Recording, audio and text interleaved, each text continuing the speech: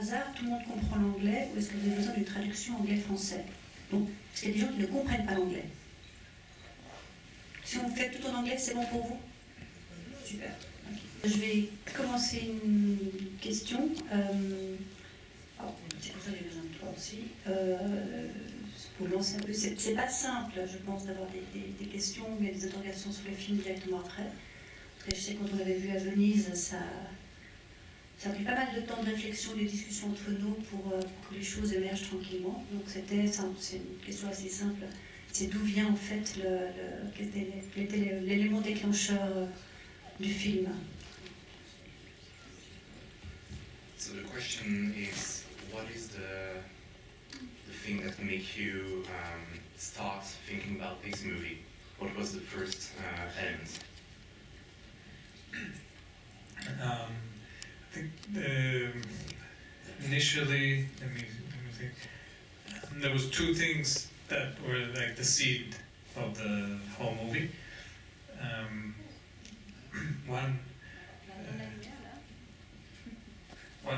One of the things was after I have finished my last film.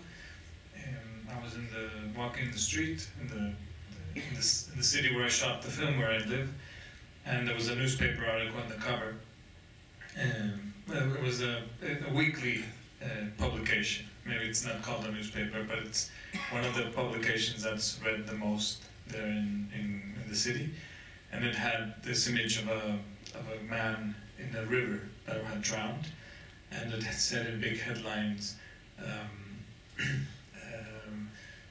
translating it, it said like, a faggot has been drowned, like in big headlines. And this is a local publication, so I was surprised that they would say that about somebody that had just died. It just, it touched me. And then I read inside the newspaper, this paper, and it was a guy that worked in the hospital and who had dedicated a big part of his life to being in a place of helping people. And when he was murdered because of his sexual preference, they wrote this about him, and that made me react. And that image is in the film, and that's one of the things that I based my story on, from there to grow. And also same city, same way of finding a story in a sense. There was a young girl that after work, two friends of hers took her, supposedly were giving her a ride home, but one of them, at the end it was just her and another guy in the car, and her somewhat friend took her to the mountains around where we shot the movie, and he tried to take advantage of her, and she fought back. She fought very hard back. They fought, and then they both ended up. I think she might have used the car to hurt him. I can't remember exactly, but she fought back, and then they both ended up in the hospital. The police took them, but they put them in the same room, in the same hospital room. And besides that, the judge, when she was accusing him of trying to hurt her, to rape her, the female judge actually threw away the case, said, well, why did you go to this place with him alone? You asked for him, this typical thing. So these two things of women, the view of women and the view of men in my city were the inspiration, I think. The view of I don't know how to explain, but you have seen there, the somehow reactions of society towards these situations, and towards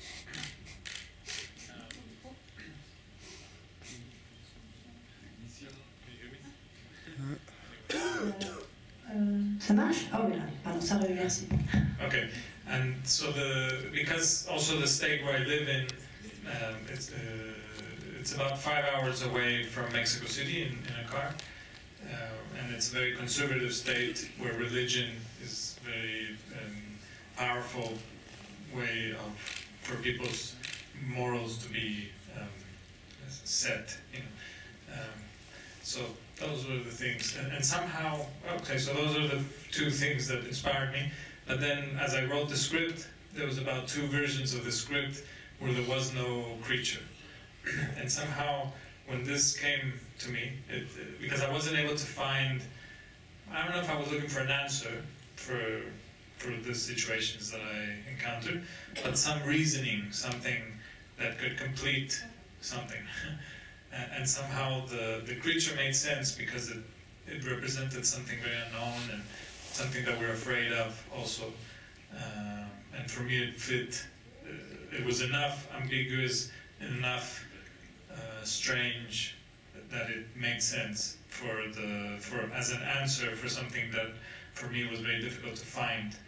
The true answer for this fear and this prejudice and this basically fear that there is no sexual fear that I found, that I felt from reading and from seeing where I grew up.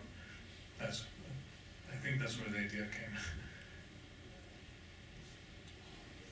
Par hasard, il y a une question de quelqu'un? Sinon, moi je continue. Moi je me demandais aussi, parce que les autres films, Eli ou Los Bastardos ou Sangre, ils étaient très réalistes, ils étaient très ancrés dans la société, il y avait beaucoup de violence, ça dénonçait déjà beaucoup la violence. Et à quel moment as-tu décidé tout à coup de passer dans un scénario beaucoup plus écrit, mis en scène, voilà, qui glisse à le fantastique? I'll try to answer. I think I understood. I think it has to do with the same reason as before, because I wasn't in Mexico. Also, just everything. I'm very much social. I read, I see what's happening, and I get very inspired with what's around me. And in my country, there's many things that very harsh things, very dramatic things. That have been a big inspiration to me to show, you know, in my past movies, and try to always show them in a certain ambiguous way, but I'm very drawn to this. And again, in this one, the same thing happened as before, and I wanted to show this situation. But because, not only in this subject, but everything in Mexico, there's so many unanswered, not possible to understand. Many things don't make sense of things that happen. You know, people disappear. Many people are murdered. Many women are murdered in different parts of the country. And there's always a sense of, because there is no, basically the police, there is no law enforcement in Mexico, only in a very minor very minor way. In general, you have to be afraid of the government and afraid of the law. It creates crimes, murders take a different turn, I feel, in the people's perspective. If here there was a murder of a woman, you could kind of think that someone was going to be caught and prosecuted, etc. And if not, it would be a major thing. In Mexico, 98% of crimes are solved, so it creates this monster for me that exists, you know, that somehow is doing this in a way, because there is nobody that is ever caught, or even the people that should be caught getting people are the ones doing it many times, no? So there's this surrealness to the situation that's very frustrating. And that's why I think I wanted to step back from reality and to explore another way that maybe spoke more to the feelings and to the emotions than trying to make sense of things in a practical way, in a place where that's not happening anyway. In some ways also to go against the journalistic approach. I think it's important to explore things in a more imaginative fantasy land, when in a way that's reality also. You know, I don't know. So I'm not sure if that was a question. Yeah. That's why I went this other way in this movie now, which for me it feels very natural anyway to do this film. It never felt like it felt just the same as the other ones. So in that way, I trusted that I was in the right track, because it felt this is the way I have to explain this situation this time. Je vous cède la parole à nouveau. Oui.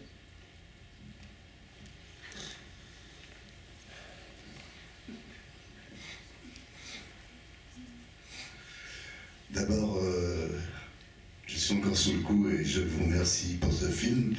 Et ce que vous avez dit là, effectivement, c'est peut-être pour ça qu'on n'est pas effrayé par ce qui se passe, mais ma question c'était par rapport à est-ce que le film de Zulawski, Possession, est-ce que vous l'avez vu avec Adjani, est-ce que ça vous a inspiré, est-ce que c'est une référence pour vous? Et juste petite pensée pour Zulawski qui vient de mourir il n'y a pas si longtemps.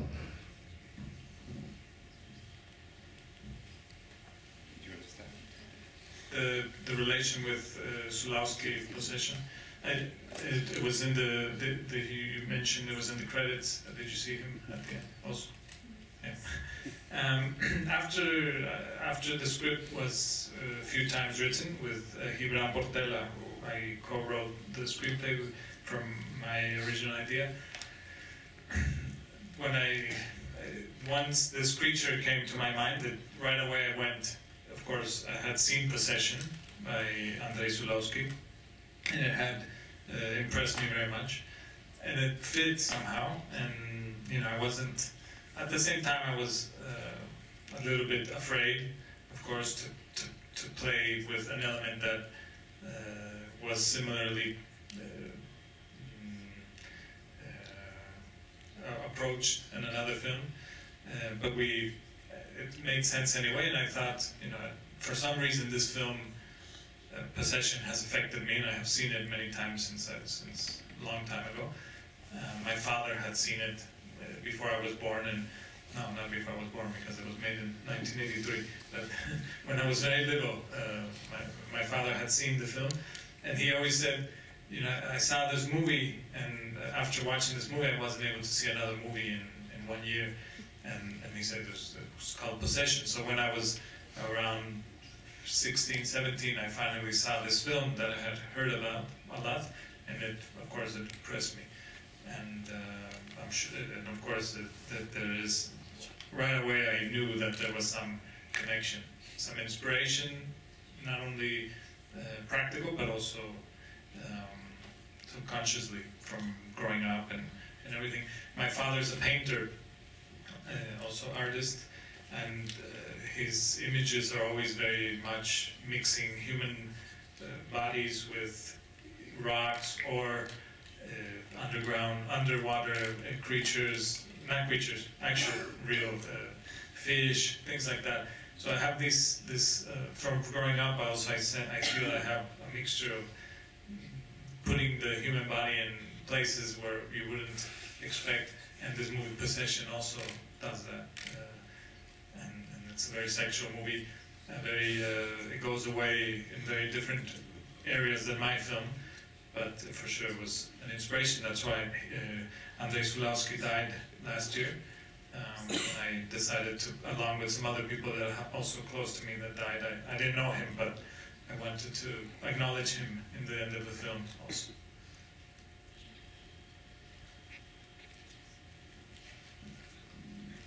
On a été extrêmement touchés par l'incroyable harmonie, la balance entre déjà le réalisme et le fantastique, mais aussi le caractère de cette créature étrange qui est à la fois destructive et constructive, qui en fait quelque chose d'un animal très, très primitif, qui rejoint un peu le centre de ce qu'on est. Et comment avez-vous travaillé avec la monteuse cette balance pour rester vraiment sur le fil du rasoir? Donc ça, c'est pas mauvais, c'est pas bien, les deux se rejoignent, les deux sont liés. Comment vous avez travaillé, comment vous avez réussi à garder l'équilibre qui est une des grandes forces, enfin, pour nous, du film.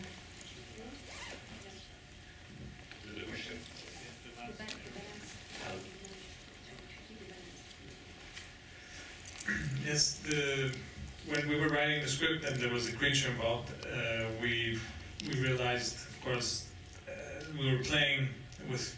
I was playing with two different ways, or two different subjects, very different. One was very stuck in reality, and another one was from a fantasy, a science fiction movie or element or story. And in the script, it's difficult to tell if it's going to work or not. It's more of a risk when I'm writing the script and from the idea. But then once the movie was shot, once the effect was done of the creature, we did see that the scenes with the creature and the scenes of real life were not coming together exactly. You know, it was a little bit of a jump whenever we would go back and forth, and we were struggling very much with that. So in the editing with the sound design, we tried to approach the problem through sound and of course some other editing also, but the sound helped to integrate everything. So then we from the beginning added the sounds of the creature, the voice of the creature throughout many scenes of the movie, and then that helped to integrate it more. But yes, this was, you know, I have a theory that at least I've had it for now, that if I'm going to make a movie, it should take some risk somewhere of failure, you know. And for some people it will fail. But if I would be not only myself bored, but also I think there's so many movies being made all the time that I think I should take the risk of ridicule, you know, the risk of making a fool, and sometimes it happens, and it's always, when the movie will come out, it's always anxiety of finding who will say it's ridiculous, who will like it, and so far it's been a good balance, you know, of people that like it and some people that don't. But so we knew that was going to be something, but it was also the strength of the movie at the same time.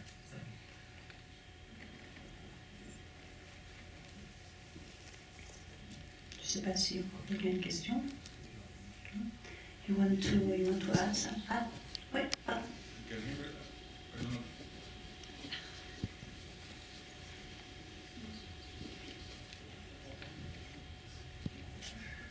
Yes, it's a rather indiscreet question, I think. I was just curious, but could you tell us how you did to shoot this animal gangbang, which was amazingly surprising and funny at the same time?